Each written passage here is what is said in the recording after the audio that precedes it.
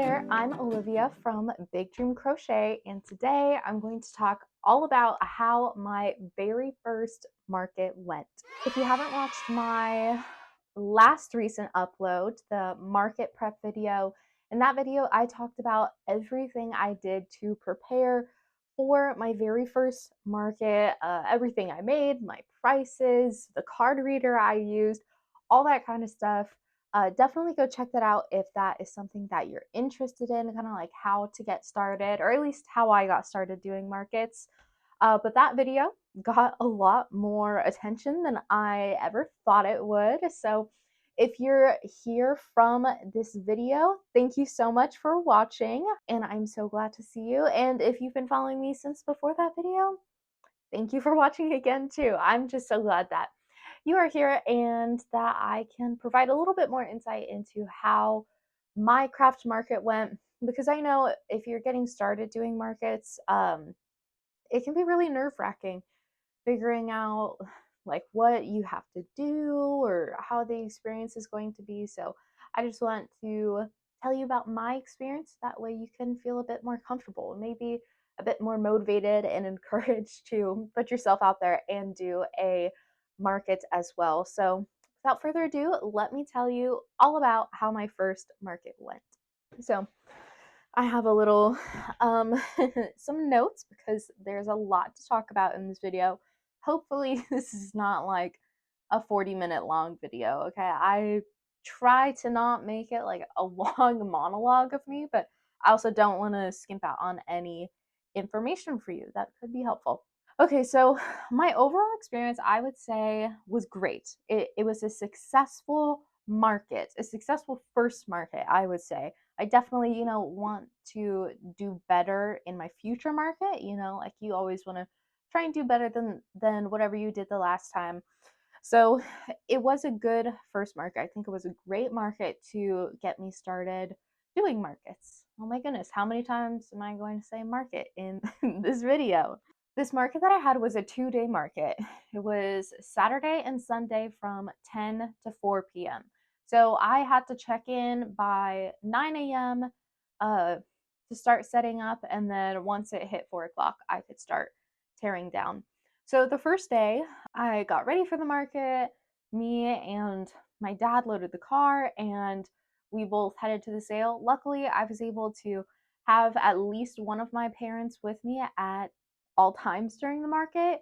I mean, it wouldn't really matter if it was like my parents or my friends, but I like having someone there with me just in case like any problems arise, or like I need someone to go get like more change for me, or I don't know, coffee because it's been a long day. I really liked having them there, and I'm so grateful that they were able to be there. So my dad went with me at first to help me like check in and also get set up. So we drove to the market. It was like 10 minutes away from my house at a local store, so it really wasn't that much of a commute. And yeah, we drove there. We pulled into the parking lot. So the market was in the parking lot of a small business store. So it was like a consignment store, and we were in their parking lot doing the market. So when we showed up, I would say there was like 16 vendors altogether. So me plus 15 more, which really is not a lot compared to other markets that have like 50 plus vendors or sometimes 80 plus vendors. Like this was a very, very small and low key market. So that's kind of what I expected, just knowing my area and the town that I live in. I've been to a lot of sales around here, and they're always just very small, not a lot of people, like not a lot of customers, not a lot of vendors. So that's what I was expecting, and that is exactly how it came out to be.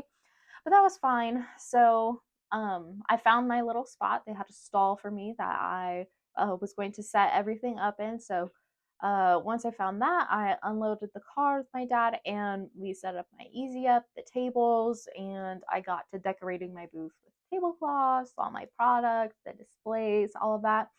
And I had only like done a mock booth where I set up my booth at home and kind of practiced like how it would look and see exactly what I wanted to do with it.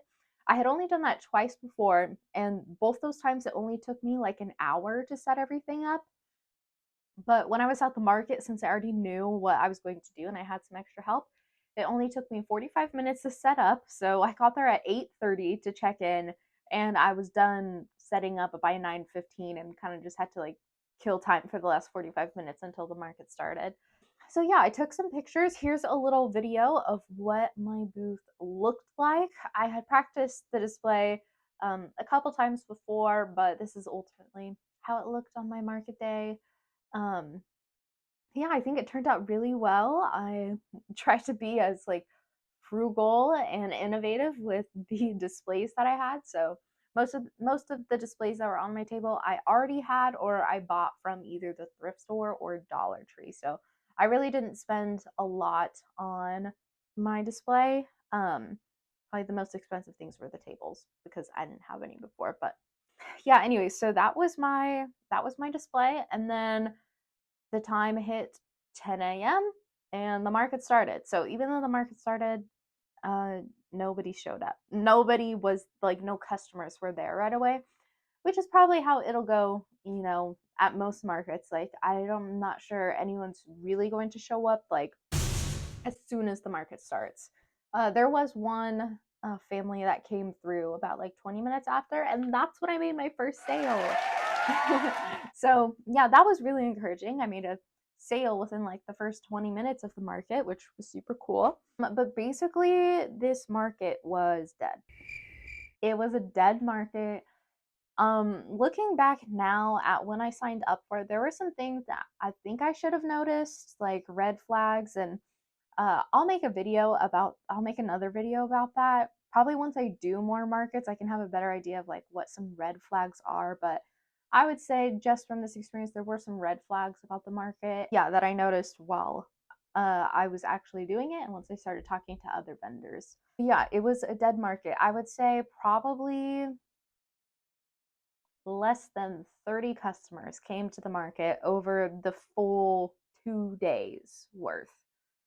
And that was okay for me. That is what I was expecting. I was expecting that nobody was going to be there and that I wasn't going to make any sales. And even though there was a small number of customers shopping, I actually did pretty well, making sales and profits and all of that, which I'll talk about that later in the video. But yeah, it was a dead market, and I noticed too that there wasn't a lot of marketing done for the market by the person who organized it. In fact, they weren't even there on the first day to like introduce themselves to the vendors or anything. Like there was no one to like check in with when I showed up to the market, which that was definitely a red flag. I feel like the people organizing the market should come around and like talk to the vendors, or at least make it known that like they're the person that started it and is running the whole thing. Yeah, they weren't even there the first day, and then the second day they did show up, but on the second day, like half the people who were vendors didn't show up. So yeah, the first day there was about 16 of us, and then the second day I would say there was about eight eight people there. Yeah, it was not like a good turnout for the market. Yeah, I think the market definitely could have been organized a lot better. I just know that if I was in charge of it, I would have done things a lot differently. But considering it was my first one and the vendor fee really wasn't that bad, it wasn't like, a total loss that this market was dead. One thing that I did think was pretty funny that happened to me. So at this market, they had this opportunity for like kids younger than 18 to have a booth there for free. They're called mini makers. And people thought that I was a mini maker. So the booth next to me, the lady who was in charge of it came over and was like looking at my stuff, talking to me about it. And she asked me, she's like, "So are you in high school?" And I was like, "No, I actually just graduated college." And she's like, oh my gosh, I thought you were 12. I was like, oh no, I mean, I am really short, but no, I'm a lot older than that, which I think is funny. I feel like that might just be a theme when I do markets is I do look fairly young and I am really short. So people are just gonna think that I'm a mini maker, I guess. That was my overall experience. And now I kind of want to talk about some more specific things that I noticed happened during the market. So the main one is that I got a lot of compliments, but not a lot of sales. So there were people who came into my booth as they were shopping, were like, "Oh my goodness, this is so cute! The legged frogs, the whales, the bags." Like they liked my stuff, but and they took their time looking. Like they were in my booth for a good like 10 minutes or so, but they didn't buy anything. Like they just complimented me and wanted to look at everything I had, but didn't buy anything. So I'm not exactly sure what that means. I've seen some things like some people say that, oh, if they compliment your stuff but don't buy it, that means that your price is off. Like you need to do something with your price. But all of my stuff I feel like is priced at, fairly, but also at like the bare minimum for fairness. So I don't think my prices were the problem. Everything in my booth was pretty affordable. The only like big ticket items were the bags that I made, and even those like weren't crazy amounts. Yeah, I just don't think that my stuff was overpriced. So I'm not sure my prices were the problem, but I do think that the demographic of people who showed up to the sale, that was the problem. That's why I got a lot of people who complimented my work, who liked it, but didn't actually want to take it home with them, which I totally understand. I definitely do that myself. Like, I'll see something in a store and be like, oh, wow, like, yeah, that's really cute, but I'm not like as committed to it or like as interested in it, or I don't like it enough to actually take it home with me. But I still acknowledge that, oh, this is cute, this is a good product. And I think that's probably what some people were doing. They just weren't my target demographic. So, of the people who did buy my stuff, the demographic, it was kids. They bought the plushies. Um, Young women and like teenagers, young adults, they bought my accessories, so like bags, bandanas, scrunchies, hair stuff. And then some older women bought plushies. Only a couple, I think only like two or three older women came in and bought plushies. I definitely know that my demographic is kids and women. I think those are the two main people. I think that if I did a market that is like at a college or at some kind of school where it's mostly teenagers showing up, or like teenagers and kids, or just like young adults, I think that's where I would do well, because honestly, my demographic is me, myself. I know that there's other people out there who like the same things that I do and have the same kind of style that I do, and that's who I make my products for. I don't Only a couple of people from my demographic did show up to the sale, and I actually, like, when I saw someone who I thought, I'm like, oh, I think they'll like my stuff, they did end up coming in and buying stuff. So I do have an idea of what my demographic is, like who my customers are, but I also think that as I do more markets, I'll get a better idea of that. Now let's get into more of like how many sales I made, that kind of stuff. So for the numbers of sale I made 13 sales with 19 items sold. So that really doesn't seem like a lot. I made I think I made more sales on Saturday, the first day of the market, but on the second day, I made less sales but more money. So, all of the items that I sold were three leggy frogs, three mini whales, three mini octos, two mesh bags, two string of pearls plants, one crochet charm, two mini bees, a knit scrunchie, and one bandana. Oh, I think I might be missing something from the list, but I'm not sure. Okay, so those are all the items I sold. As you can see, my best sellers were the leggy frogs, mini whales, mini octos, and specifically, people bought the mini whales and octos together. So I noticed that that is something that kids wanted to buy, is they wanted a whale and an octopus, and I got that sale with those two items together a couple of times. I definitely have plans in the future to add more like small amigurumi. I know that that is what a lot of kids like and just what a lot of people like to buy in general when it comes to crochet items because they're just really cute and everyone wants something cute, to have. Yeah, I definitely plan to make more things with that, but those are just the items that I had made so far that I thought would sell really well, and they ended up being my best sellers. I was surprised though that I didn't sell any bees until the last 10 minutes of the market weekend. So, like on Sunday, the last 10 minutes of the sale, I sold 2 mini bees to an older woman. Yeah, I was really surprised about that just because you see the bees everywhere on social media, and I thought they would sell out like right away, or that would be, the one thing that anyone who came into my booth would want. But the leggy frogs and the mini whales and the octopus were far more popular. So I wonder if it's the kind of bee that I made because I just made the bee out of acrylic yarn. I wonder if I used like blanket, like plushy yarn. I wonder if they would sell better. I'll probably do that for my next one. Whoa. Okay. Well, I'll clean that up later, I guess. So, yes, those were my best sellers. I was so happy to sell some mesh bags too. That's what I'm missing on the list. Someone also bought one of my pocket pouches. Go back and watch the previous video and see what the pocket pouch was. One of the mini makers, so she was a little girl selling bracelets and things like that. Her and her sister came over, and one of them bought the pocket pouch and the other one bought a mesh bag. And I saw them wearing it later through the market, and oh my goodness, it was just so cute. And it's so rewarding to see someone like truly like and want to wear the things that you made, like both of those two items were my own designs, and I'm just so happy that other people like them and want to wear them and use them as often as I like to do. That was a really good part of the market. It's just seeing people's reactions because it's something I love to do, and it's great to see them love it too. Okay, so now I know that this is the topic you have all been waiting for, is how much I made through this 2-day market. So now I consider this a successful market for myself because I have never done a market before.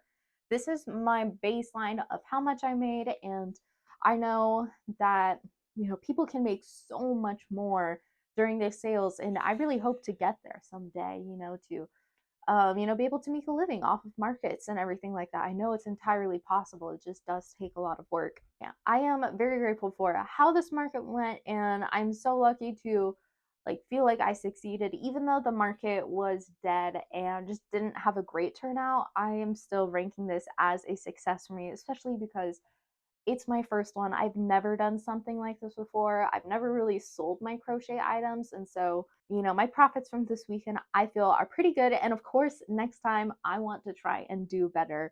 I'm not really competing with anyone else. I'm just competing with myself. I always want to try and do better than what I did previously. And I definitely recommend that you should do that. When you're doing markets or really any type of business thing, don't compare yourself to other people because every situation is so different and everyone's skills are so unique that you should really just try and compete with yourself. So do better than you did last time. So that's kind of my mindset about this.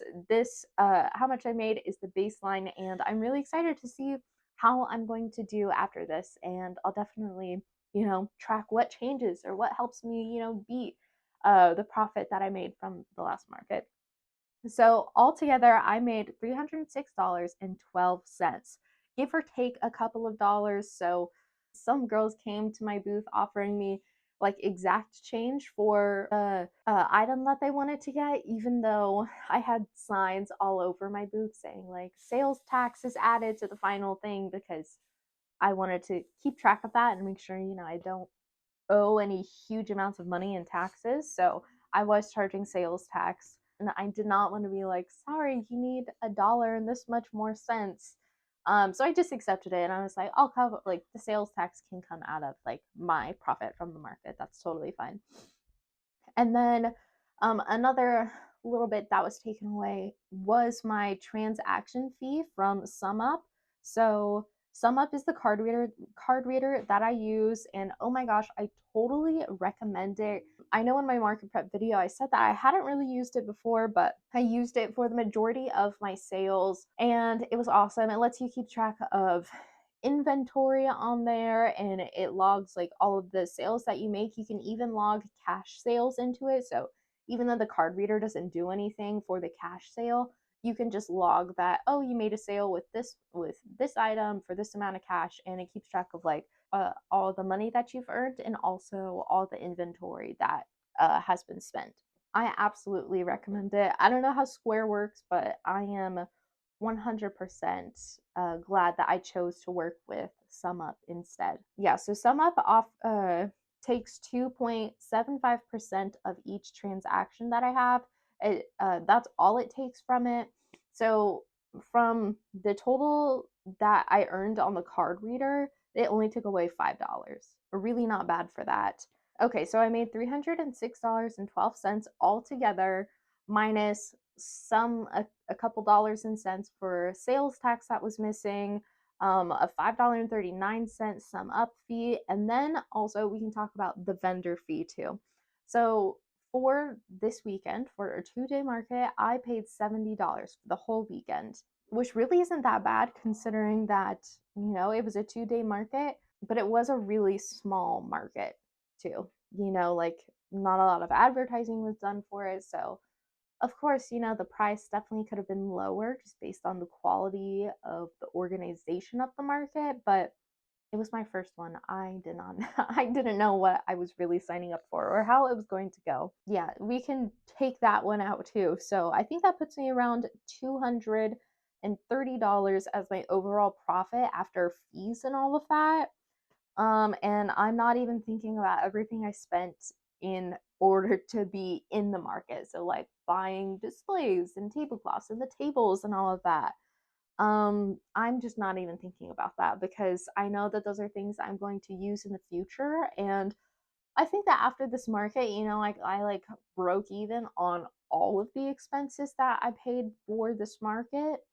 But I that's just not something that I'm really concerned about because I know that, I'm planning to use all my displays more than once and they were an investment in doing markets and making a profit from that. So I'm just not really thinking about that, even though it probably did cancel out like of all the profits that I made, that was probably how much I spent on getting ready for the market. But I don't really know, and I don't really feel the need to know that. I'm really content just knowing that I, beat my vendor fee, that I earned that money back, and that the other fees really weren't that bad altogether. So, yes, that is how much I made. That's a breakdown of everything, like all the money parts of this market. Since doing that market, I can't stop thinking about markets now. I always I want to do another market so bad. And I totally understand now why so many people do craft markets and genuinely want to make a living off of it because it's a lot of fun to talk about your work with other people and just advertise it, show it off, and also sell it and see other people, love your work as much as you loved making it. So I do have plans for future markets. I was signed up to do a market in August, but it was run by the same people that put on this one. And just after my experience doing that market, I won't be doing another market with that organization. But like I was going to ask for a refund, but then they changed the dates of the market and we're like, if you can't make it, then we'll give you a refund. And I couldn't make it. I'm supposed to be on vacation that weekend. So I was able to get a refund for that. So I'm not like signed up for a market yet, but I think I might not do any markets for August and September and then go crazy for the holidays. So I don't know like what's an insane amount of markets to do or how much I'm going to sell during those markets, but I'm going to spend August and September just building my inventory like crazy, which I think I can really do that, especially because I only lost 19 items from this past market, so there's not much to do in terms of like restocking everything that I already had, but I also plan to make a lot of new things too. And I've been submitting applications for some holiday markets. that I want to do. So I think there's one market that I got in, but I'm on the wait list for, which I really, really hope that I get that market. It's only like 20 minutes away, but apparently they get like 1,000 people walking through, and I'm like, uh, that seems absolutely crazy to me. Like to think of that many people coming through after what happened this weekend at my dead market, where I swear there was like less than 30 people altogether who came in during the weekend. That would be absolutely crazy. So I would love to get that market specifically because it's like close to home and it's also put on by a high school. So I know a lot of high schoolers and families would be there, which that's my demographic, is that young adults and families with kids. Yeah, so I really hope to get that one, but I've also applied to like be in like a market club. I guess that's kind of like what it is it's like this club of makers that you join and they put on markets, but you have to like you have to be accepted into the club. Like you can't just join, you have to submit an application and pictures and all of that. So I hope I get into that one. I should be hearing from that within a week or so from the date that I'm filming this. And then I also applied for another holiday market in December. So the one market that I really want to get into that I'm on the wait list for, that one's in December, and then I applied for another one in December. And whichever one I get into, I will do. We'll see what happens. Yeah, I don't know, but I'm so excited. I loved doing my first market and I'm so excited and motivated to do more, and I'm going to start restocking my inventory and making new things. I have a whole list of ideas of new things to add to my market stock. But that's about it. That was my first market experience. I hope that you have found these last two videos very helpful. I know that there are so many people who want to start selling at markets but just don't know where to start. And I was one of those people for sure. So I hope that, these two videos of my market experience has, given you some insight and just some information to work with to help you get started. Thank you so much for watching. And if you're not already subscribed yet, go ahead and hit subscribe. I will be making a lot more videos talking about markets just because I will be doing them more in the future and I want to talk about them with you. And also other things like crochet tutorials, just talking about crochet, maybe like a crochet along kind of thing. I don't know, we'll see, but I will definitely be posting regular crochet content. So if you're interested in any of that, subscribe, hit the notification bell. But yeah, make sure follow me on Instagram too. I post a lot every single day there. Hi Nova. I don't know if you saw that little paw, but my cat's trying to jump on me. Anyways, I hope that you have a great week and you get to crochet a lot. And I'll see you in my next video. Bye.